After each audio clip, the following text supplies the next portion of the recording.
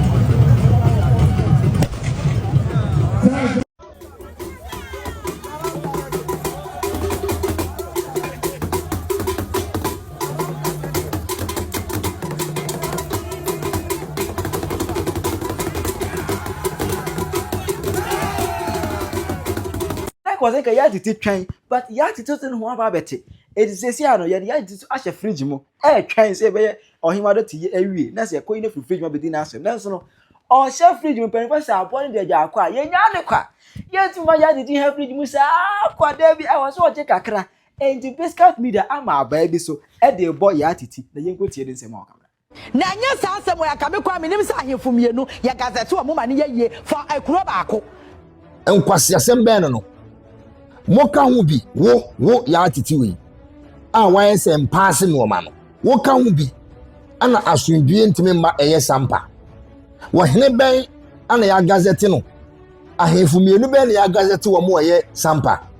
apart from eye samba jafra samodua okukuru na asem ede ko eye Bro House of Chiefs a omo ntime andi asem no ɔde kɔ hefa ɔde kɔ manhyia ɔno ane nkɔfoɔ kan sɛ manhyia no mokɔ a no kran be free aba ana mukukuru omasem ana mo de kɔ manhyia nyamea no nukure ni Otumfuo so ka sɛ ɔno asɛm bia no obedi a Ghana court ebetima ten ne da because ɔde nukure ɛto baabi a nukure da ɔde nukure na yɛ adwuma ana ɔmo kukuru omasem ana ɔmo de kɔ yɛ manhyia himfie because sampa eka ɛyɛ asanteman ho Padama asundwe beba yerura na butre ne nokre odinti yerura edi na no to asam no so a obi abehu se nokre wom e na yerura apamaka nti ye de ye wareshe mu se yerura ebo asam na edi asundwe mapa beba sampa amamre fi e na yabai Ghana ha se wo pa amamre na wo traha e ko bi bufra wafum nti yenim se yerura bibia se ne amamre ene amanne tie no saa na ode beto aso wono biso to bi ebula tena na emu bana si twa abanda sabe reda obi a tunu sano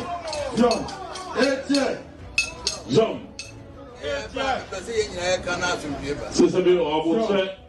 bibia na botre so obi aka na asundue ba mi ntwa obi ano so to obi ano na se peso obi aka ne dia so obi aka ne dia de wo mu aye no presa John le mo so kan na de wo no kura a wo to so no e no beka sabe me tu e de sika bia ntimi wo ska sno obi a se sabe kan no to obi si to twa na da dia so ti da so obi a ti be ska da da dabi ozo bia ni fo ya be ska ba da da sabe de so no prembra so na no kura embra ba de system say ya o se ba de system say ya bia obi na na de wa kan tu ono so be ka so ka ho let's obi na na ye na bia ka achira no nti o ba ka so ka ho si kwa ni nyina me makwa se ba science kwa yo kwa ma o chechiri ya jo kakala ko free Ivory Coast no wa o se so be free da no wa nti obu wo kakala o se ni to kakala imba se ni ma yo senyo bo yiro da saba jamfra o mo bai bedru kura ye friend no jabra jamra o so mo bai bedru se be ko friend jamra senyo bo wu jamra senyo bo wu jamra samba jafra ne di na ade samba jafra ne di na ade jo wo batu ni be bo no mo kun ye samba jafra so be o ba ya o ba kun o batu ni be bo no mo kun ye awo jamra ho ano no sabe o to su kunu di ade samba jafra no nene sampa no ba e di samba jafra no no ne sampa so de samba di e da so no oni wo ne odi kan o no he odi kan yero wo da wo ba ko ne ba ne wono ne woni ohima wo ho yero wo da o ba ko ne ba ye ono no ba Penyah no di lechi o senyo bo yero wo da na samba jafra ti ni nua ba se wo da ne ba jafra ono ni nua ba ono ne ba ye no one di ade so ne di ade ono wo yetumba ana yetumba wo yerekusa ana yetumba wo yerekusa o sa wo ina ne on tap ono wo ina ne yana so yerekusa na wo no yerekusa wo no wo selekusa I got this thing. Ano mdo masam ko ana asem no ebubo omo because omo nye adeshi konkron a wo se omo di akonya no eye samba jafra ono ana wo ya asundue hene enu nti ana na sabi onise ade wo no onise sampa akonya no ono na ye deshi konkron a wo se wodi enu nti ana no wonye eye akakabensem because the idea wo no o de benkum the idea one with the benkum and edge. If you bring na eye somebody or te eye sampa wana or ya kakabensem e titrasem e koso wo no nyame anim nukure ni asundue aba ama enne sampa e ba be fan ntoma pa asa efra biem enoma hodo a ye na najima bedu alleged na one eye ye kan say somebody a eye nyina no ene kosi hifa nana meko ha yete ho nana agima bedu ye na Otumfuo se tutu ye nnuanum esumnyafo si hene omu si hene nana agima bedu se obekọ akotu hene nagu mumusa ne se otimi koye kasa nso ye mframa nana meko ha ana ode no ho ekọbọ ye friend sambodua ode no kọbọ no ana otutu ensimgu abrantie na som ana abrantie no so fi se wode no ho ato ye friend nana agima bedu eso but onim se nana agima bedu ontwa bawu obeye bia enko ba bia ana magrahab ekaye no ana se was study Otumfuo a wa ye ne ho action man se ne hene a omo wona se biko kosisi normal people a omo wasa e bia bono no so o ba bi na so mu twi nipa ni di wasase ho kora na obehu ane se it cost 1 2 na wa frɛ hene na watu na de so ye hu se hene bi ye galamsey wa Asante region ba bi na wa frɛ sa hene koro no na watu na de so se wo ka se ontimi nye bibi a na waye yesi ontimi nsi nkranza hene wasi yesi asumenya hene ontimi nsi wasi brekum hene ye yesi ontimi ma obaye nkranza hema ye yesi ontimi ma obaye ade a wo be kan kire ne se ontimi nye no sa de no ye eno kura no dika ye ne first wote ase nti se ye na ontimi nye we ye di hu agora Otumfuo beje bunu asase ni nyina because before no not once na beka se bunu ne asase eno ne ye history iti Yaa Titi gyimii no na wanyini oba besia no petututu hwemfifire a eti omotuom mpanie na obabi gyimii no adan sabi ye yasoso nsemfo so wo Ghana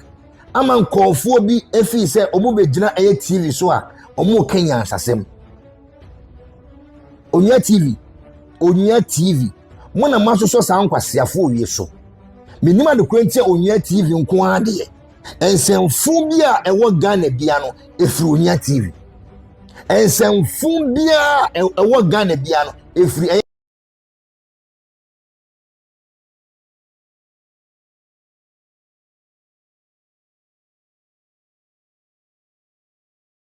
media general o menim semi eye enkofukuo a omo da eye omo station ano aden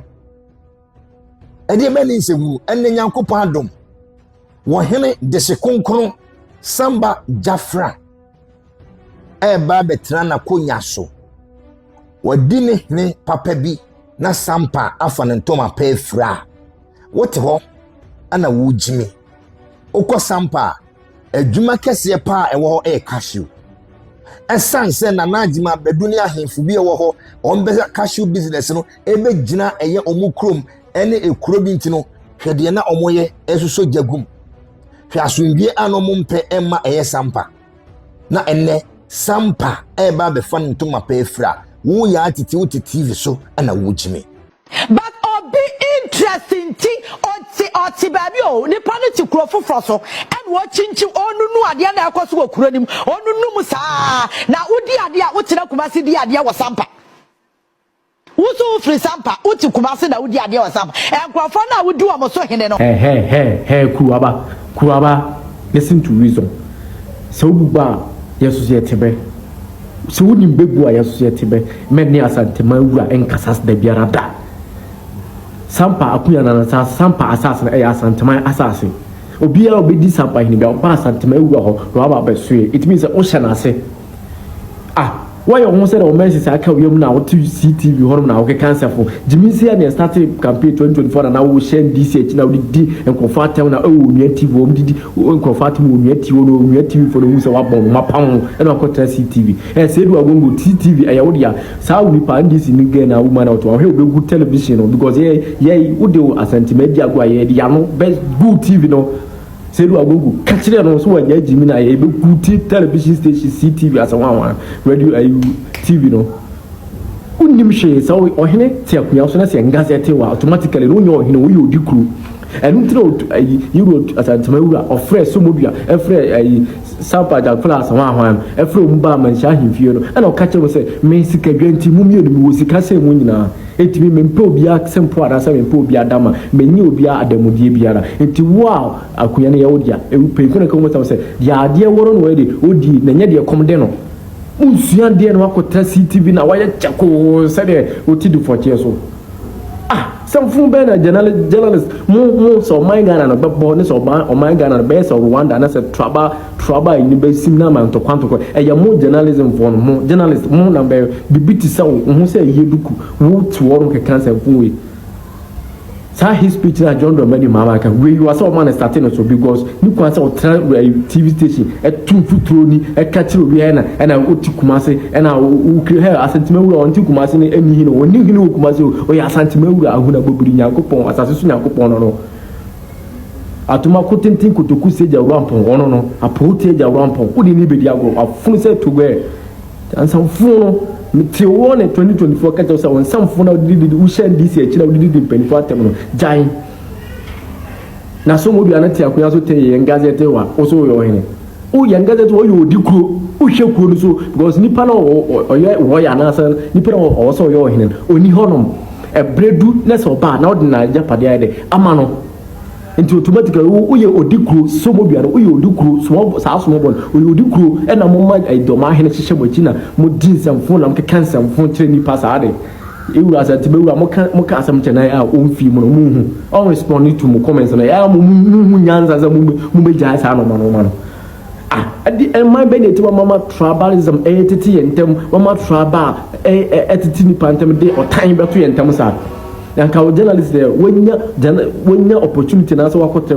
TV station we akonya kese a wo be kandia cheche nsemu efa akunya no na obi atere ho ase no wakohye ba akwachi se wo ye sampani enti no yiwu asantime Otumfuo tutu afri na sa ase kumase so akosampa se odi hene ubombo wo ye bebuku ato ho ya mebo ye asantema maame yi na asantema nyina maame ye na yi na ye bebuku ato ho e media so bon de be yo ubon de be yo ofusa spare time tansam fo me ne man kasa saba so wo ebofu eni asantema wura nkasa sa eni asantema wura enkasa bi saada ana ka so waje adamudi ana ono sika biantu oni sika oni bibia o sika biantu mo hye ndc si na ase bibia ye ma adwene se asantema na asante region obia ya MPP ni na even though menhia ko amode MPP atagi menhia mo de MPP akọ tare atagi menhia by force ade na munni adwene de campaign ana se adwene de politics munni bi sa munni adwene de politics and this in the na when you free and this no buy o kwan kan sasam chana na guvaro ndo chaba mu ba omia last year o dia den when you free I don't the new sakin free omia TV o mu do akose CTV ni pado do send CTV ni pado do send hwesa CTV mu suan de so mo bia so ko ye wo ya personal en ko o man en ko fo won hye market a wo sampa hono obi o ye wo ya bia no sa de sei e wo kuma e be ne ya se somo bia na nipa onipa trene o so odi akunya enko won hihye do ma hinechi emomo hihye market ya wo no egungungun nipa mienu ade ade entututu atu ewo kumo no ade na journalist from ensem bia na betra radio so na mu tufutrogu ahwefo ne atifo ani sa ade Yaa Titi montwene me wa me yale panso Yaa Titi obia enum kankan bi epentasu atia na ebetie gu asantfa ma wo so Yaa Titi grawa goto se wanimu anwa bebrebe se de ho na yete anwa esopra wo fa na je wo Ghana wo Yaa Titi wanimu ni ne wo hamu Yaa Titi wanimu wo hamu be ma wo fa wakoto ne dem de adwuma wo no ho papa de ente se na mzima ya na mobia TV station na bibi ye mana wopo obi abde na kwete TV station de ente se grawa go kawe wato nchene kawe Yaa Titi wo se dufochi edenso akwan wona waye se fish ede kontomle kwa ahole sa no wo ya nyi obi amana meka santefo wo Yaa Titi oba fun wo ha mutuntum se dade se ye no aso wafuom wo mesi wanimu ni wo ha mu ememe di niema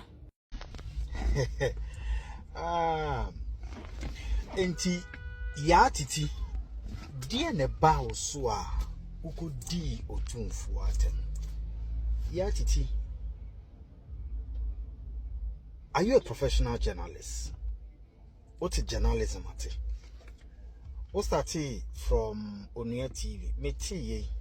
ye so body odonti na nkofo complain so muntu bi no nye adwuma. What you say? We are say yemfa bachi ene hunam kankan entufu. Me kan minim se ko bi wo ni onyam chen wo. Ba wo a won se bi mfata etumi bi wa no di Otumfuo atem. Na wan e ka cho se domahene na fa ni Otumfuo. Madomahene omie na no musa se paramancy sen le hye na se. Hwe ye ni bunu hini o. Kan nim obi a wo sa enclave mo nyina ayepe. Na me feel say domahene he's educated, but sometimes I wonder say oti di oye na se. Se won to me mfa to me anampuntuo emma doma memble mi Otumfuo. What you say? Okay? So for so what still so now betumi aye domahene. IMF kope mo abre Ghana. BBC a ohinipon o Ghana nyina aye Otumfuo. Wo unyo bia. Me I don't even recognize you. But sir, confusion now they to bunu. In fact, enya bunu fo to domafo ne nkrofo aka ne hwe ne ye. Ne sa journalist na wati omo no na yenko kan Yaa Titi. Na ye kon ba Yaa Titi yo ba. Yaa Titi. Ye ka obi, ye ka presenters aba. Wa hu, sa odo hu ko fra NDC adwuma no wa hu de aye. Unyusu ti, ukasa ho nti, oba amia wo ho nti. Na makase ko kasa ete. No akotena sa dan no hit na gegegegegege eho so a enti eya ohune mewa no chale ye careful woni Otumfuo be dia wo hu de omo ye wo hu de omo ye ye domo asanteman ye dom. Why? Near free say Yana a bone who can young son and also be a bad dream baby. But watch it. But be interesting thing or Tibabio, Nipani to Crawford Fossil, and watching to Onu Adia Kosu Kurenim, Onu Musa. Now, Udia, what's in a Kumasi, the idea was Sampa. Who's free Sampa, Utu Kumasi, the Udia. President John Dramani Mahama, Gyae, a friend Yaa Titi, or Ocean TV, the Oya Sesiano, inciting violence. Esan say, or Manako show bitrimu say asset on Hinibineti baby, and the Oya Bibima Sampantokano Coso, a automatically no, or inciting violence. Ain't no Umbrana Oceano, Yaa Titi, number 1, Maninchi or Chama channel. Yaa Titi with gyimii, a Bena Ubuni yet Benasi, a Bena Ubuno yet Yasie, Nanipamu says Ati Sewo. Nipemu se sa nipemu emu ase te se wo nipemu coins te se wo nipemu spare pass te se wo be catch there say ohini bi oti ebe na obu ne ati ase this week eya wo dia wo so wa gyimii a ye be kire so ye gyimii se ho eta se ya say ye be wo akola nya se ya wo pin ni kwasa dada eti ni wa gyimii a ye be kire so wa gyimii week we eya Yaa Titi dia Yaa Titi yi okwasi abena ubu no yeti as ne ma okwasi answer said dey sefata na hate speech any inciting violence no the oye sesia no inciting violence and hate speech the kan menu na boma e was president Mahama ne mna no de ba no edi kan fa onye sa de ya mna no enye gma organ ase se we nsem wa Bigscout abeke kan e ra che Yaa Titi onu ankasa de ho aba ada se ye de wo ho onu ankasa be buki masensan ya se be the stamp aboso chere wa adwen ma me e wo comment section aha Penyah media akra